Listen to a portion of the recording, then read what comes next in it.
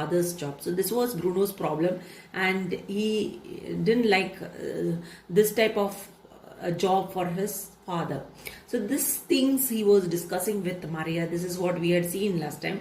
And as he was discussing about all these things to Maria, he heard the creaky sound of the door. So from that itself, he understood that somebody opened the door, and he felt it was his father. And he was so scared that he went out to check out whether it was really his father or no, because the door which gave the sound was the door of his parents' room. So he went out of his room to check out whether it was his father or no. So with that fear, he stood out and he was checking it out. Up to there we had seen last time. So let us continue from here. He watched the door, hardly daring to breathe, wondering whether father might come through it and take him downstairs for a serious talking to. So he watched the door. He stood outside his room. Slowly he watched out to the door, hardly daring. Hardly daring means not quite showing courage. Okay. So he was very much afraid. So he was not fully showing his courage. So he was with fear.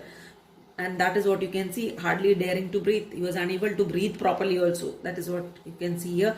Wondering whether father might come through it and take him downstairs. So he was just standing there and thinking, just imagining that father might have heard everything what he spoke earlier, and he might come over there and take him, call him down. He might come there and just ask him to come downstairs. He'll call him downstairs for a serious talking. In the sense, for scolding him, to discuss about all this, whatever he spoke. After hearing all those things, whatever he spoke to Maria, father might be very much annoyed at him, and he might be calling him down for a scolding. So this little boy was afraid of all these things. This is what you can see in the last part of the text of the page number 90. Now you can see on the right hand side you have a question. Students, please note, I'll be dictating this question, the box question. What kind of person do you imagine Bruno's father was? The answer to this question is, Bruno's father appears to be a strict man of discipline who would not take nonsense from anyone. It is clear that Bruno is afraid of his father. This is what we have seen over here, isn't it? So Bruno is totally afraid of his father. Let us move to the next page. The door opened wider and Bruno stepped back as a figure appeared. But it wasn't father. It was a much younger man and not as tall as father either. But he wore the same type of uniform, only without as many decorations on it. He was carrying a box in his hands and walking towards the staircase. He gave Bruno a quick nod and continued on his way. So the door opened wider. Which door? The door of the bedroom of his parents. Okay, so this is the door, that is the door what is mentioned over here. The door opened wider. So it opened wider, it opened fully. That is what wider means. And Bruno stepped back as a figure appeared. So he took a step back. He came almost out of his room. He was stepping at the door of his room and he was watching this. He took a step back. He put a step inside his house. So that is what, inside his room. That is what you can understand over here. Bruno stepped back as a figure appeared. So he saw a person, a stranger, an unknown person, right? An unknown person he saw in front of him. That is why he had put a step back. But it wasn't father. So this is what after seeing that person, he identified the person was not his father. He was a stranger to him. It was a much younger man. So he was a young man and not as tall as father either. He was not as tall as his father. This man was a young man and he was not as tall as Bruno's father. But he wore the same type of uniform. But he was wearing the same type of uniform which Bruno's father wore, only without as many decorations. Now what do you understand from this decorations? As many decorations means, Bruno's father was an army officer, and army officers' uniforms are always decorated with a lot of medals and awards on it, stars, right? Medals, all these things you can see on their uniforms. So that according to these medals, these stars, the more the number of medals or the more the number of awards on the uniform, the person will be a high official. So as according to the medals and the stars of the uniform, the rank of the person will be more. So if a person is having less number of stars or less number of medals, means the rank of the person will be lower. So he won't be a superior, he'll be a lower officer. Okay. So that is what you can understand from here. So his father, but he wore the same type of uniform, only without as many decorations on it. So from this you can understand that the person who was there was a subordinate of Bruno's father. This is what you can understand. So Bruno's, the person working under, subordinate in the sense working under Bruno's father. So he was carrying a box in his hands and walking towards the staircase. He gave Bruno a quick nod and continued on his way. So what this young man was carrying, you know, the personality of the man is described over here. He is young, isn't it? He's young. He's not as tall as his father. And he was wearing uniform like his father, which was not having that many medals. So a person who was subordinate to his father, he was carrying a box in his hands, okay, and walking towards the staircase. So along with that load, that box, he was walking towards the staircase. So most probably he might have come over there to help Bruno's father. So this is what he was doing over here. He gave Bruno a quick nod and continued on his way. So what do you understand by quick nod? Quick nod means he just greeted Bruno. He just greeted by nodding his head, by shaking his head up and down, to and fro, by shaking his head. He gave a sort of greeting. That's a kind of greeting, right? So he just greeted little Bruno. This is what you can understand over here. And continued on his way. And he continued doing his work. What was he doing? He was carrying his Bruno's father's luggage. Okay. Who was that? Asked Bruno. The young man had seemed so serious and busy that he assumed he must be someone very important. So looking at this young man, the little boy Bruno asked Maria, who was that? So he was not knowing who the man was because earlier he had never saw this man. That's why he asked Maria who the man was. The young man had seemed so serious and busy that he assumed he must be someone very important. So looking at the young man, this is what Bruno felt. So he felt that he might be an important officer of his father's office. This is what Bruno assumed. He just thought he might be somebody who is important in his father's office. One of your father's soldiers, I suppose, said Maria. We'll get to know them in time. So Maria gave, this question was to Maria. Who was that? So Maria is giving an answer. You can see over here, one of your father's soldiers. So this is what Maria understood by looking at the man. This is what she said. He might be one of your father's soldiers, I suppose. This is what Maria said. We'll get to know them in time. So this is what she said. We'll know them slowly. We'll know them. We'll come to know about them very slowly. This is what Maria told Bruno. Let us move to the next part. I don't think I like him, said Bruno. He was too serious. I don't even think there is going to be anyone to play with me other than Gretel. And what fun is that after all? She is a hopeless case. So you can see what he's saying. I don't think I like him. So Bruno is speaking like this. I don't think I like him. You know, Bruno was irritated with this place. He never wanted to understand anything over there and he never wanted to know anyone. So whatever came in front of him, he just hated it like anything because of his personal irritation with all the stuff. Okay, so that is why he's saying, I don't think I like him.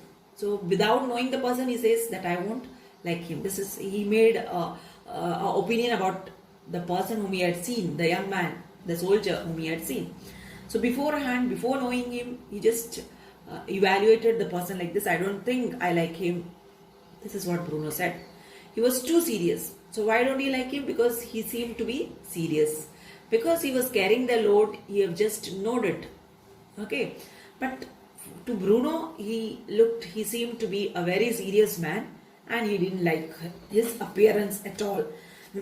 I don't even think there's going to be anyone to play with other than Gretel. So this is what his problem is now. He says other than Gretel. Gretel is a sister, I have told you earlier. So he says other than Gretel, he says nobody is here. I have not seen anyone yet. I don't think so. Other than Gretel, I will be getting anyone over here to play with me. This was his main problem. In his old house, he had 2-3 friends and all with whom he used to play. But here, he was missing them. So that was his main problem. So he said, other than Gretel, he was not having anyone to play to. And what fun is that after all? She's a hopeless case. So this is what he is speaking about his own sister. He says, what fun? There is no fun playing with Gretel. So you don't enjoy playing with Gretel. After all, Gretel is a girl. And he preferred playing with boys. So there wasn't any boy here. So he was feeling it a boring thing to play with his own sister. Okay, she's a hopeless case. That's why he's terming her as a hopeless case. He never enjoys playing with his own sister. So sometimes children are like that, isn't it? So they would prefer to play with their own gender. So this is what Bruno too wants over here, to play with his own gender. So he was not getting any boy over here. He had no other option than to play with his own sister Gretel, which he never wanted to happen, and that is why he was very much, all the more you can see, he was upset over here. Let us move to the next paragraph. He felt as if he was about to cry again, but stopped himself. He looked around the room without fully lifting his eyes up from the ground, trying to see whether there was anything of interest to be found. There wasn't, or there didn't seem to be. But then one thing caught his eye. Over in the corner of the room opposite the door, there was a window in a ceiling that stretched down into the wall. So he felt as if he was about to cry again, but stopped himself. Okay. So looking at the situation, he felt as if he was about to cry. He felt like crying. He was so sad, disappointed about the situation. So he felt like crying. He looked around the room without fully lifting his eyes up from the ground. He looked all around the room to find anything interesting in the room. So without totally lifting up his eye from the ground, he was looking down, and then he just looked around to find if he could catch hold of something interesting, trying to see whether there was anything of interest to be found. So that is what he was searching about. He was trying to find something of his own interest, but there wasn't anything. There wasn't anything, or there didn't seem to be, and it never looked like, nothing looked like interesting for him in the room. But then one thing caught his eye. Then all of a sudden something caught hold of his eye. Now what is that thing? Let us see. Over in the corner of the room opposite the door, there was a window in the ceiling that stretched down into the wall. So there was a window in the room. This was the thing which caught hold of him, right? So he got attracted to the window. Why? Because this window just opposite, over in the corner of the room opposite to the door, there was a small window. In the ceiling, the window was not on the wall, it was in the ceiling. This was something different that stretched down into the wall, and it was connected from the ceiling. It was stretching down to the wall. So the window was passing from ceiling to the wall. So a different type of a window he had seen. So this he caught hold of this particular sight, and this attracted the little boy. He walked slowly towards it, hoping that from here he might be able to see all the way back to Berlin and his house and the streets around it and the tables where the people sat and told each other hilarious stories. So this is what had happened over here. He walked slowly towards it. He went very close to it, thinking that from here he might be able to see all the way back. So with an expectation, he went to the window thinking that he will be able to see his Berlin. So from this you can understand, very easily you can understand how attached the little boy was with his old house. So he had all his feelings, emotions for the old house, right? So he at least wanted a sight of it. So with that expectation, he went close to this window, thinking that, or feeling that he'll be able to see, he will get a glimpse of Berlin. The way back to Berlin and his house, it was not the house that he was missing everything from the old house. He was missing the house, the streets. So he just wanted a glimpse of the house, the streets around it, and the tables. Okay, the tables were the people in Berlin used to sit around and used to have a chit chat. They used to sit over there and telling each other funny stories, expressing funny moments, or having good times together. So these things he wanted to observe, he wanted to see from this window. With this expectation, he went very close to the window. So you can see it was not only the house which was which he felt like interesting, but it was it was the streets, it were the people, and their stories, their funny talks, okay, their togetherness, those friends, so many things he was totally missing. So this is what you can see up to here. So we have completed the lesson up to here.